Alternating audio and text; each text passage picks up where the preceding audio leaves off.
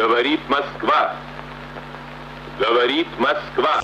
Поздравляю вас с победоносным завершением Великой Отечественной войны.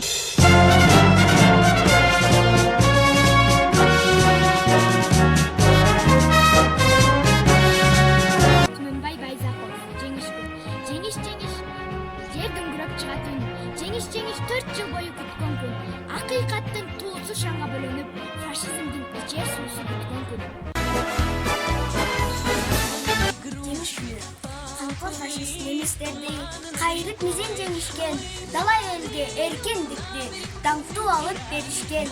Жеңиш күнү эл майрамдап, желбиреди желеги, жерге бизге тынчтык деген жалгыз элдин тилеги.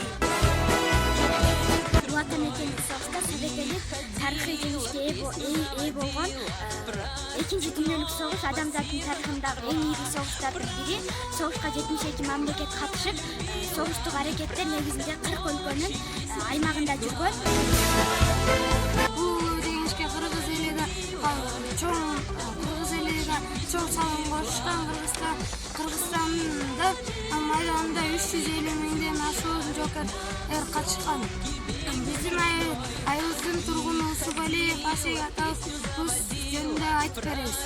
Мой дедушка герой, он защищал страну, не спит он ночь порой, как вспомнит ту войну.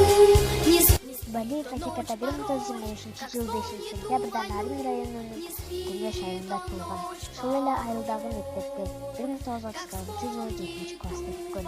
1943 жылы 18 апрелде Брестке келип согушка кеткен. Москвадагы Химки шаарына келген. Ал жактан 3 ай жеңил курсунан өткөн. Андан соң Ростов шаарына согушка аттанган. Ростовду бошоткондон кийин биринчи Беларусь фронтуна жөнөтүлгөн. Фронтто жүргөндө передовойдо 5 киши болуп, 4 орус менен 3 жолу немистерди тирүү кармап келип, эрдиги үчүн орден медалдар менен сыйланган. Фронтто 3 жолу жарадар болуп, 3-чү жараты оор болуп, 4 жарым ай госпиталда жаткан. Жеңишти госпиталда уккан. Кийин талкаланган шаардык алыбына келтирүү иштерине катышкан. Асек атанын эрдиги үчүн таазим кылып ар дайым баалап келебиз. Учурда Асек ата 95 жашка чыкты. Анын 1 уулу, 4 кызы жана 4 небереси, 48 чебереси жана 4 кыбырасы бар. Мой дедушка герой. Чоң эне улуу кандуу согушта чоң аталарыбыз, согушта жүргөндө чоң апаларыбыз, айылда, конуштарда не иш менен алектенишчүлөр. Эмне менен алар согушта жүргөндө аларга арпа, бугай чоочубуз, салкан тартып, жуун тартып, нан бышырып, балдарды баптыбыз. Кемпирлер сибирип берчү, келиндерибиз байпак болгап тийчү, барысы бир мүнөт тынч эмес, ынтымактуу болушчу, токоч нанды бышырышып, чогуу жеп, чогуу иччүбүз. Амансыңбы, куттуу табам? Аманчылык.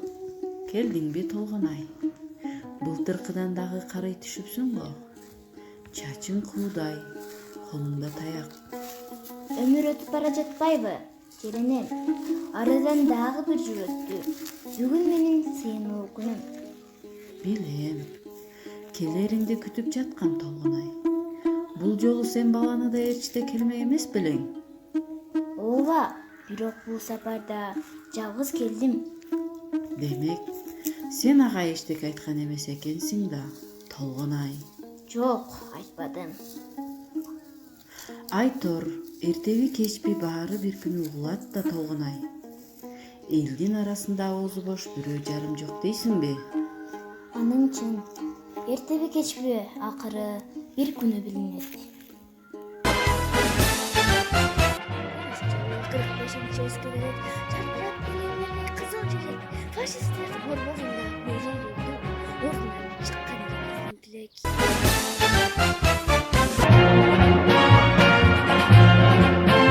Мен чоң элдер асмакта, элимдин мектепте жашып, аталарым жол жолдойм, дүйнөдө дайыма Açık güldür